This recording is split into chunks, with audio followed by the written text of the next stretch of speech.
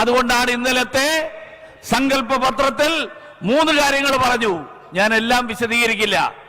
സേവനം, സദ്ഭരണം, ദാരിദ്ര്യ നിർമ്മാർജ്ജനം.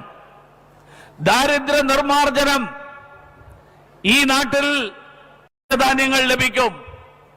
അത് തരുന്നത് നരേന്ദ്രമോദി സർക്കാരാണ്. പക്ഷേ നമ്മൾ മനസ്സിലാക്കേണ്ടത് നരേന്ദ്രമോദി സർക്കാരാണ് തരുന്നത്. ഒരുപക്ഷെ അത് കിട്ടുന്നത് പിണറായി വിജയന്റെ പണം അച്ചടിച്ച കിറ്റിലായിരിക്കും. അതാണ് കഴിഞ്ഞ കാലങ്ങളിൽ നമ്മുടെ അനുഭവം. നരേന്ദ്രമോദി തരുന്നത് പിണറായി വിജയൻ സ്വന്തം പണം അച്ചടിച്ചിട്ടുള്ള കിറ്റിൽ വിതരണം ചെയ്യും.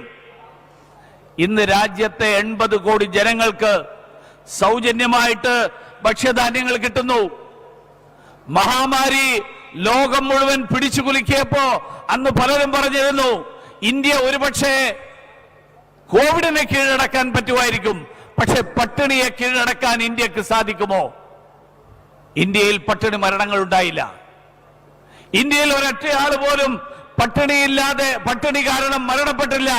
ആരാ ഉത്തരവാദി? ആര് കാരണമാണ്? നരേന്ദ്രമോദി എന്ന പ്രധാനമന്ത്രി ഈ രാജ്യത്തെ 80 കോടി ജനങ്ങൾക്ക്, ആ 80 കോടി ജനങ്ങൾക്ക് ഭക്ഷ്യധാന്യങ്ങൾ തന്നു. കിറ്റ് തന്നത് മോഡി, വോട്ട് പിടിച്ചത് പിണറായി. അതാണ് കേരളത്തിലെ സ്ഥിതി. അത് കഴിഞ്ഞിട്ടുള്ള തെരഞ്ഞെടുപ്പിൽ സ്ഥിതിയായിരുന്നു. തന്നത് നരേന്ദ്രമോദി, പക്ഷേ വോട്ട് പിടിച്ചത് മുഴുവൻ പിണറായി ആയിപ്പോയി. മാത്രമല്ല ഇന്നലത്തെ സങ്കല്പ പത്രത്തിൽ പുതിയൊരു പ്രഖ്യാപനം വന്നു. എന്താ പുതുതായിട്ട് തീരുമാനിച്ചിരിക്കുന്നത്?